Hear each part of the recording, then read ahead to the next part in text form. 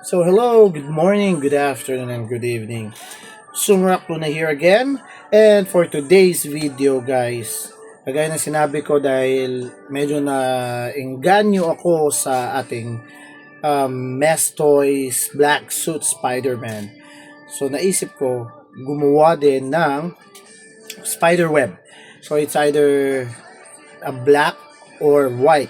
So all you need, okay, just this is a simple DIY project lang. So ako, dahil nakita ko yung ginawa ni Sir Aldrin ng Spirodine Collectibles, is he uses twist ties. So I will do the same.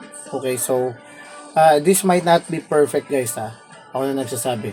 So I bought one needed in our material to create a spider web or a web shooting, basta web, okay, is twist ties.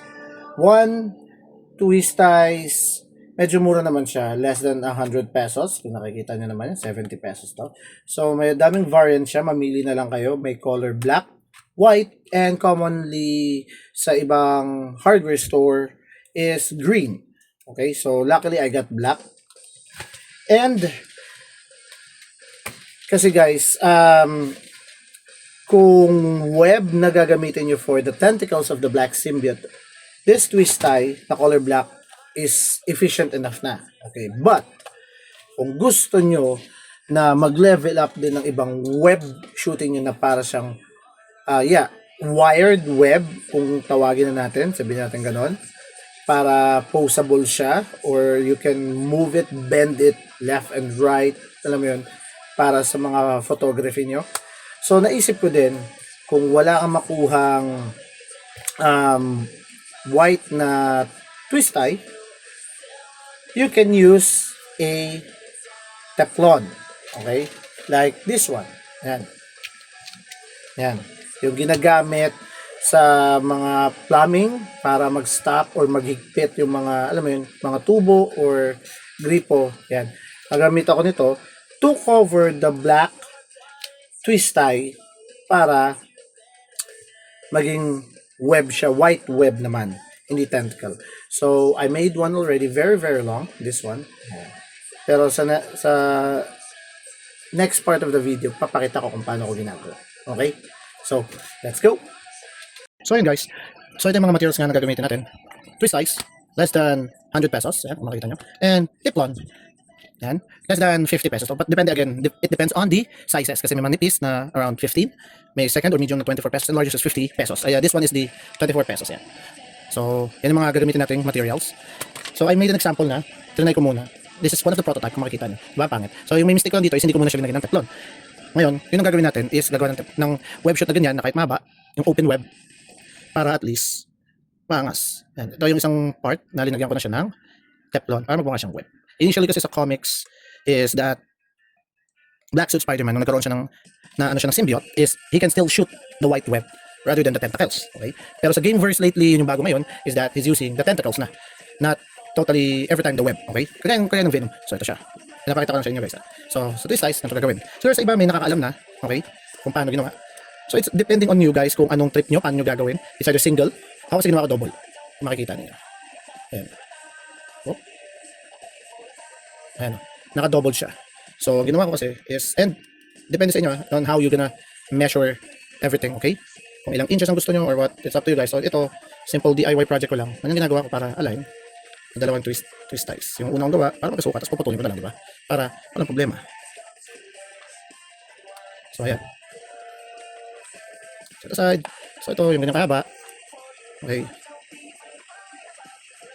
Tingnan natin na ganyan na. I lock this one or I tie this one, yung twist ties. Yung pinaka dulo.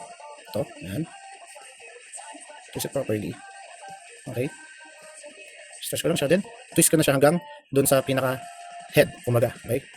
Para at least magmukha siyang spider web na. Ano yun? Yan ang ginagawa ko. So I do that twisting. Or this kind of twisting. So it's up to you guys. Kumbaga may mga kanya-kanya tayong diskarte how to do the DIY project. Okay. Ayan. Ang ganyan lang. After you twist naman din kasi to, ganito na yung kakalabasan. Okay. Pinapakita ko lang kung paano ha. Hindi ko na tatapusin guys. So ganito na yung kakalabasan yan. Kapag natapos mo. Alright. Now, pag natapos na, sabihin natin you're gonna use it as a web, white web, okay, not the tentacle type. So, ang gagawin mo, ang teflon, this white one, i-wrap mo lang siya. Okay? Wrap it around. Yan. So, it's up to you kung gaano kakapal. Diba? Ang ganyan na ginagawa ko siya, guys. Ikot-ikot lang siya. Pwede nyo i-double or nipisan lang. So, depende talaga sa inyo. Okay? But for me, ganyan lang ginagawa ko. Para magmukha siyang web.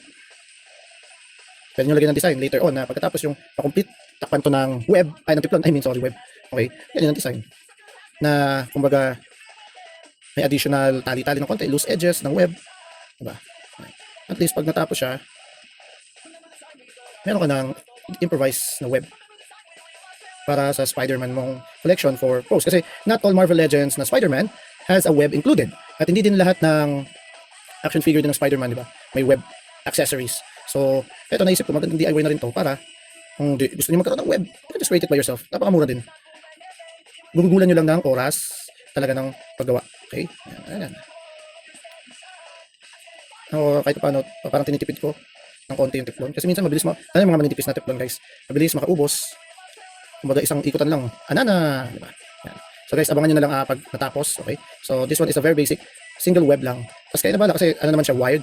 You can just wrap it around sa hands ng action figure ng Spider-Man. Okay?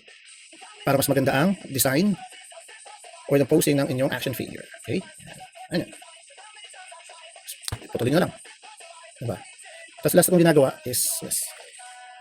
Ano kunyari nakapulupot pa din siya na maayos. So ayan guys, kung nakukulangan pa kayo, doble nyo na lang sa teflon. So ayan, a simple DIY ng web. Pero I'll try, tsaka ko na ipapakita, gagawa ko ng naka-open na ganito. Alright, I'll include na din sa video. So kagaya nito, ng mesh toys na ginawa ni Sir Aldrian, ayan. Yung twist ties, ginawa kong ganyan, na tentacles. Ayan, diba? Sulit. Symbiote na symbiote. Alright, so stay tuned guys, habang ginagawa ko yung web part. Okay? Check. Ito lang. So ayun guys, magawa na ako ng gusto kong style ng web para sa Spider-Man, kahit ng Spider-Man na gagamitin ko.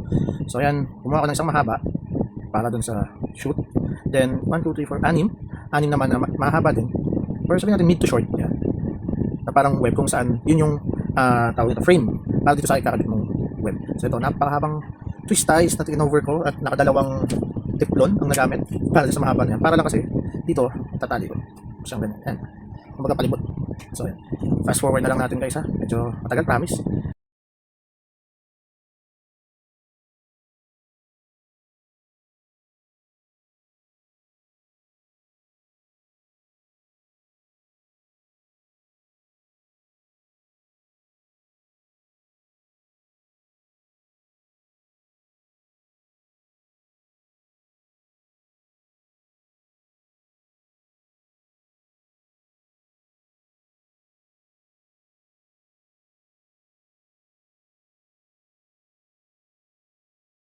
It's up to you guys as well.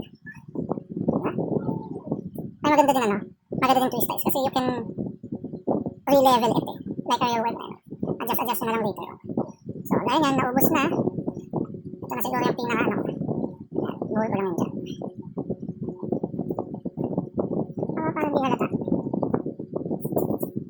So, ayun guys. Trial lang.